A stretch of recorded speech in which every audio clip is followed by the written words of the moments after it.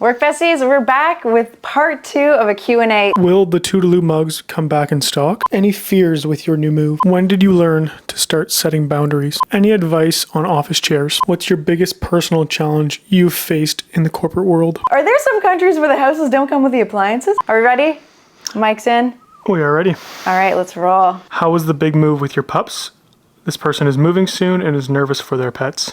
You know what, the move, so I recently moved, if you don't know that, and it took about 2 months in total to ship all of my things, 4,600 kilometers across the country, drive with the dogs, find a place to live, and then settle. And we just moved in here like 3 days ago. You have to give yourself so much grace during it because everything becomes so overwhelming. Everything is new. Even going to the grocery store, I'm like, I don't know where anything is. This grocery store is new to me. I have to use Google Maps to try to find my way around everywhere. So the moving process has been a lot.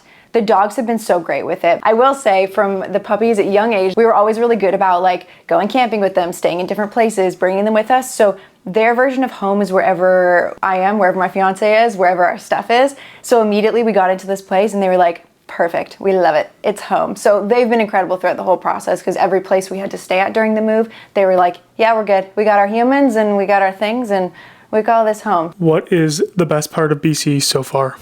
So, I just adore BC. I have for years. I like how green it is here. Everything feels very nature, outdoorsy. The people are incredibly kind. That's true for a lot of Canada. I like how everyone is just really active. Like people are always out running or biking or just outside versus where I lived before. It was a lot more like indoors and people kind of kept to themselves. There just feels like community here. There was community back home too. It's just like a different version of it. What are some of your priorities versus non-priorities with setting up this new home? So priorities for the guest bedrooms because we have visitors coming in 2 days. We already had a visitor. So we had a lot of people that were coming in to stay with us the first couple weeks of being here. So that was a priority to be able to get the beds and everything set up so they'd have a livable space. When we first moved in, the first space that was unpacked was the kitchen because I wanted to have a functional kitchen as soon as possible. I would say those are the top 2. Honestly, the last priority has been the primary bedroom. I'm probably sleeping on a mattress on the floor for the foreseeable future. Where is that couch from? Oh, the new one, the white one. It's from Cozy. It's in sunset beige is the color. It's a modular couch. I've been really impressed with it, but all the pieces stick together, which was a big thing for me because I hate when you have a couch and then you sit between it and then the pieces start to separate. So that couch, which I'm sure we can pop up, this couch, we can put that here, right? Like an image. This couch is, it's from Cozy. So it's newer to me. I've been really impressed with it so far. Is your fiance helping with the decorating? Do you want to answer that? The answer is a simple no. I love interior design and decorating, and you're just very supportive of whatever is kind of done. I'll bounce ideas off you. Like, I'll be like, hey, do you like this lamp, for example? And sometimes you veto things, rarely, but it happens. I include you as much as I can. It's much more my skill set than it is yours. How do you take a leap to a new province or country? It's scary, I would say, but I felt I needed to, not needed, but I wanted to live West Coast for many, many years now. It had always been kind of on my to-do list or dream list. And it became really prevalent the last couple years that like, why am I putting off the things I really want to do, the things I'm confident that I want to do? Because the reality is I don't know how much time I have on this earth. So instead of continuously saying, I'm going to move, I'm going to move, I'm going to move, I was like, I just need to actually do it and take that huge leap and take everything that comes with it. So it was kind of just diving headfirst into the things that I knew I wanted and giving myself the permission to move forward with the things that I know that I wanted. 2-part question. Yeah. Will the Toodaloo mugs come back in stock? Yes. And how can I order one? Yes, they will come back in stock. They always sell incredibly fast. We have a new stock coming with some new colors, which I'm really excited about, early mid-November. And they're on the website, lowhaley.com. So you can order them directly from there. Has moving across the country changed your daily routines?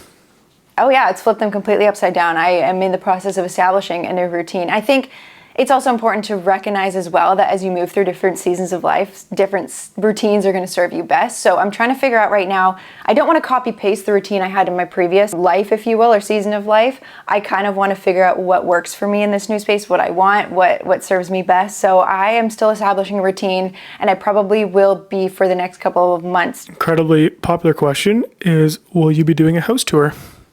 A house tour.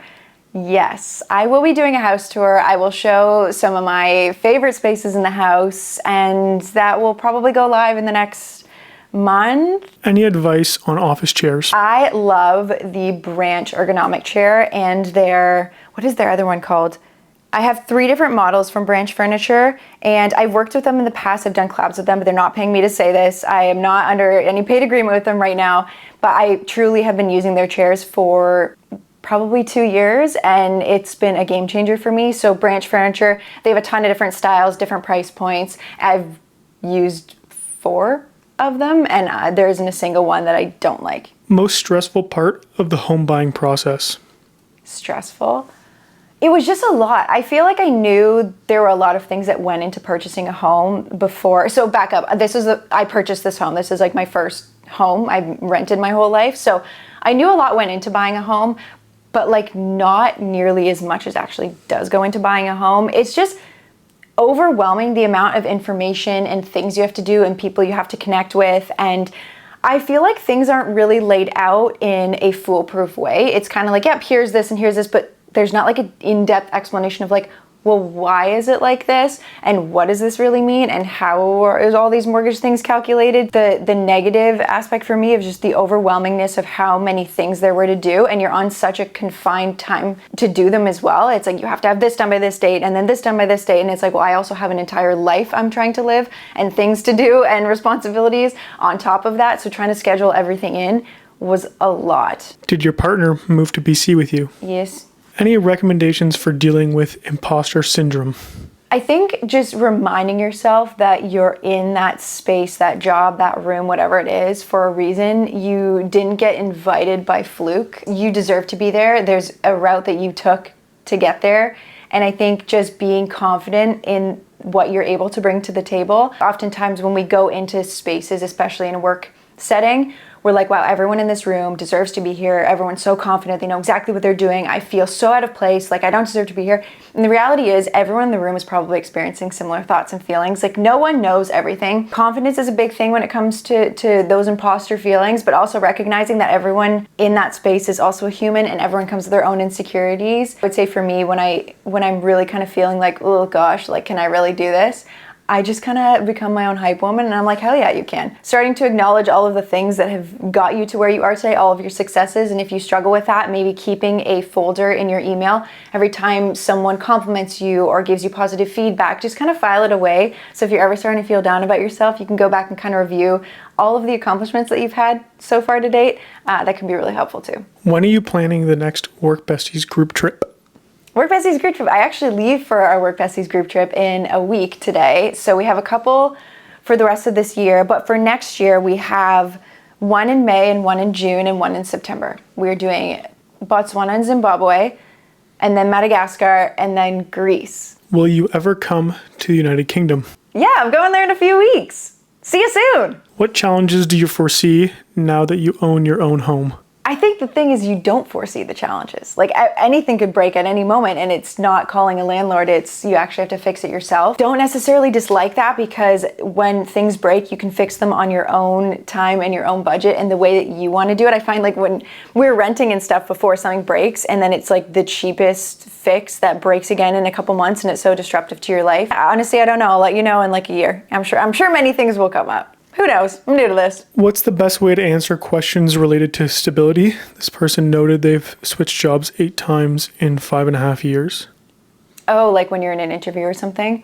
I think that changing jobs has got this negative stigma associated to it, but I see changing jobs more so being framed as people who are interested in continuing to learn, and they are eager to get into different spaces so that they can keep growing and evolving and working with different teams.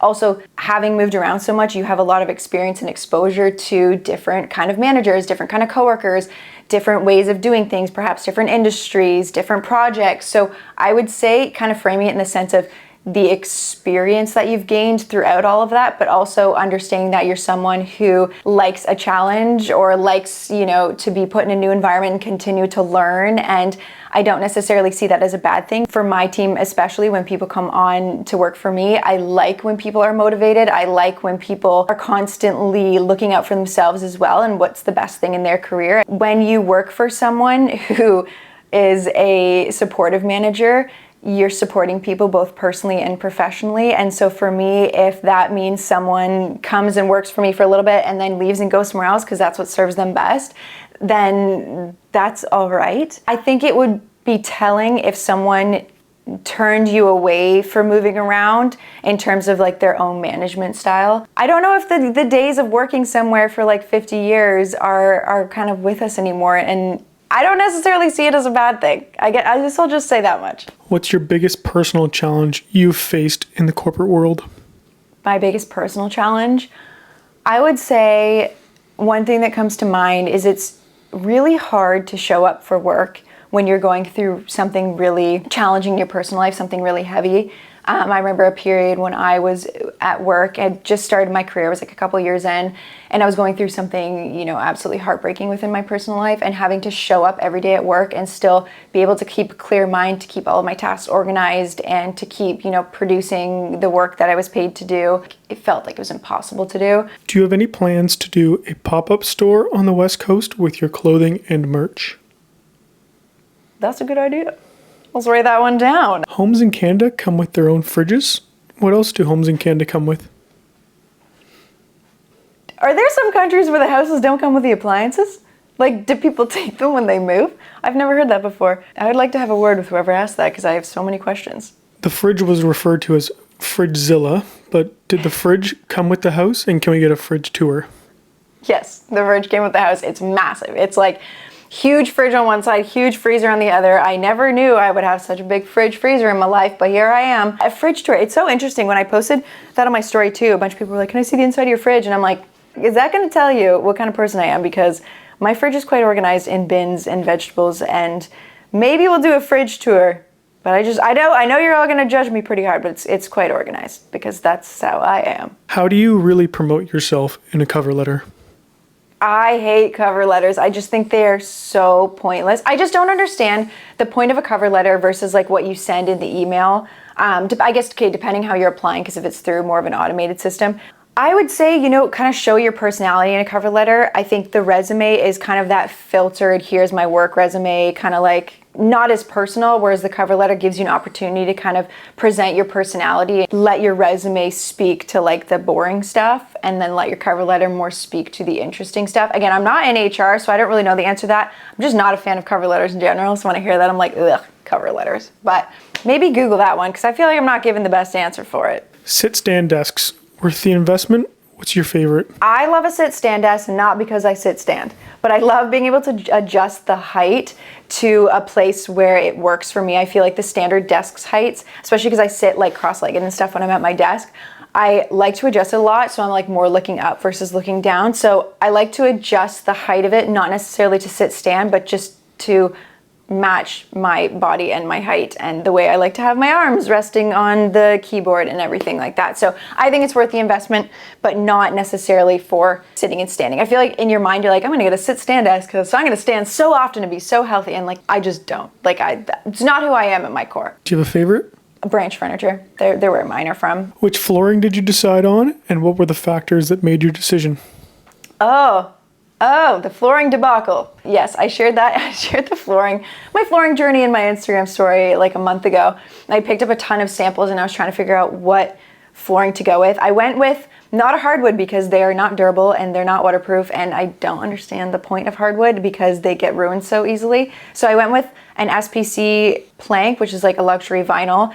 I went with something that was lighter and more warm toned because that's very much my aesthetic, and also a space that I'm working in, spending so much time in all day. I want to be very light and warm and like cozy feeling. Any fears with your new move?